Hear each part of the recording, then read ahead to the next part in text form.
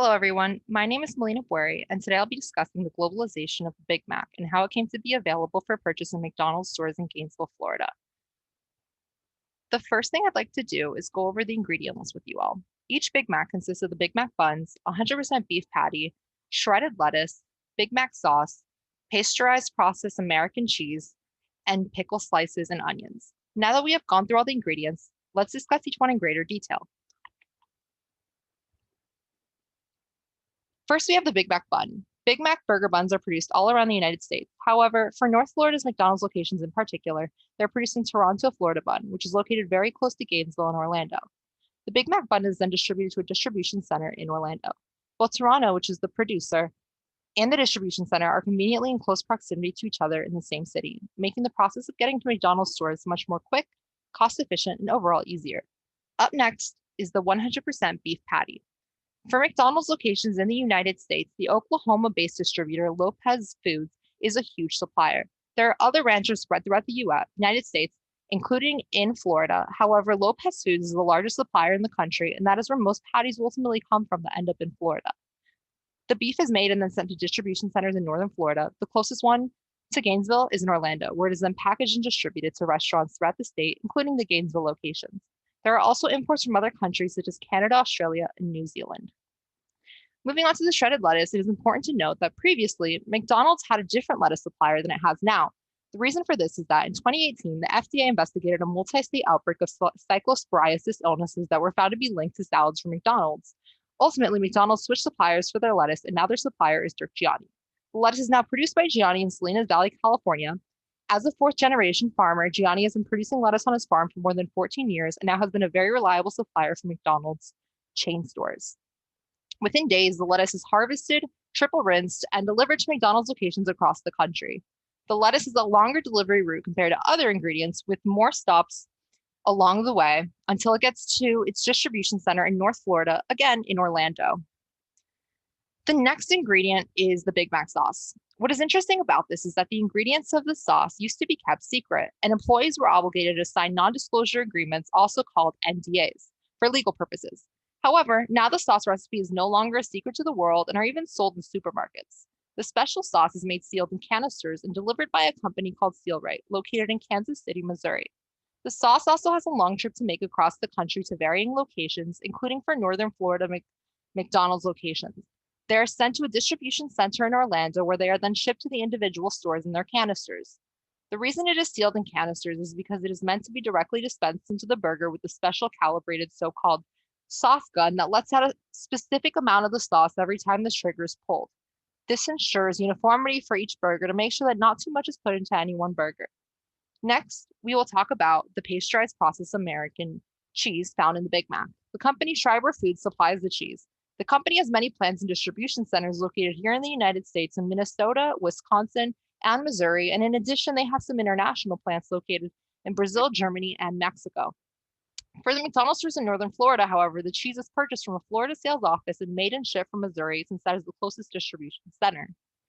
Now let's talk about the pickle slices.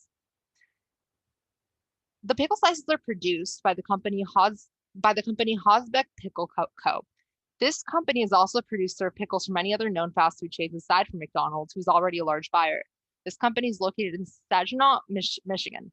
In the case of Northern Florida, the pickles are shipped to the Orlando distribution center where it is then shipped to different stores. The last ingredient to cover now is the onion. The onions are produced and imported from out of the country, in this case, Mexico. The onions are then shipped to various distribution centers around the country, including Florida.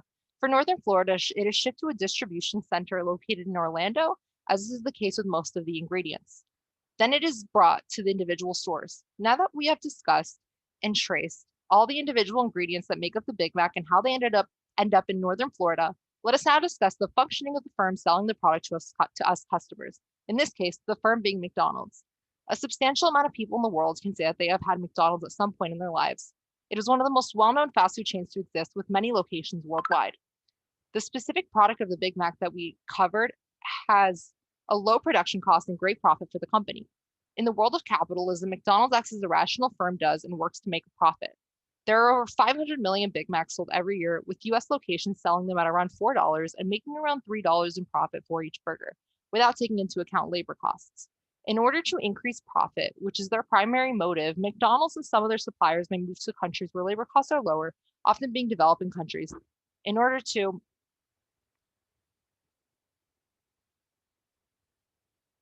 again, minimize their costs and maximize their profits. Outsourcing and technology use are therefore becoming more common since they both result in less labor costs than McDonald's has to pay and ultimately leads to increased profits for McDonald's. Those who supply the ingredients to McDonald's also often give very good deals on their products, further helping McDonald's save costs and increase their profits. The reason suppliers do this is because McDonald's is a large customer to them and is even sometimes their only customer considering the size of the fast food giant. Lastly, we will talk about the policy implications surrounding what we have discussed. Although much of the shipment and distribution occur within US borders, this is not the case for all ingredients. The US, for example, exports feed to Canada and Mexico and in return imports cattle from them. In fact, Canada and Mexico constitute 100% of the United States' live cattle imports.